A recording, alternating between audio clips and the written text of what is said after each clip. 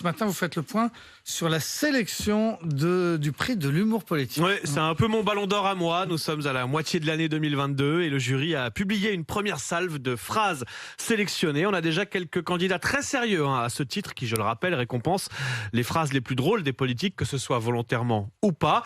Alors, premier nommé, le communiste Fabien Roussel pour sa métaphore carburant. Tout le monde le vit, la station d'essence, c'est le seul endroit où on tient le pistolet et où on se fait braquer. Pas vrai ça? Tout le monde le vit aujourd'hui. Voilà, pas mal. Autre nommé, Sandrine Rousseau, qui souhaitait créer un nouveau délit.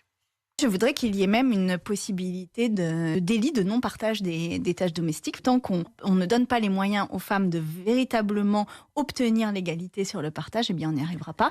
Voilà, pouvoir faire condamner son mari pour non-vidage de lave-vaisselle, ça peut faire sourire. Est également sélectionnée Rachida Dati pour la manière dont elle a tenu à souligner l'absentéisme d'Anne Hidalgo au Conseil de Paris. Ces 12 derniers mois, votre taux de présence en séance dépasse à peine les 20%. Cette présence est aussi anecdotique que votre score à l'élection présidentielle d'1,7%. Oui, ça fait mal. 1,7%. Vous pouvez couvrir. Non mais plus vous allez couvrir, je vais le répéter, 1,7%. Voilà, le fameux duo Hidalgo-Dati. D'ailleurs, pas de jalouse, Anne Hidalgo est aussi nommée pour sa réponse au sujet des jeunes Parisiens qui ne passent plus le permis.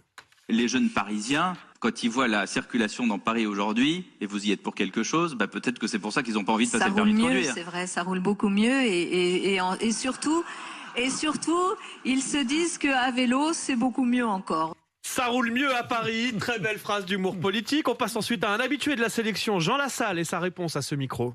Pourquoi vous êtes candidat, Jean Lassalle? Parce que si je ne l'avais pas été, je n'aurais pas su pour qui voter. Voilà, c'est pratique. Enfin, est aussi nommée Valérie Pécresse pour sa fermeté envers Vladimir Poutine. On doit condamner absolument fermement et dire à Vladimir Poutine, maintenant c'est stop. Voilà, j'ai une tendresse particulière pour celle-là. Il reste encore 6 mois aux politiques pour faire mieux et tenter de succéder à Marlène Schiappa, qui est la tenante du titre avec cette phrase. Je veux rassurer tout le monde, on va pas interdire les plans à 3, on va pas interdire l'infidélité, on va pas interdire le polyamour.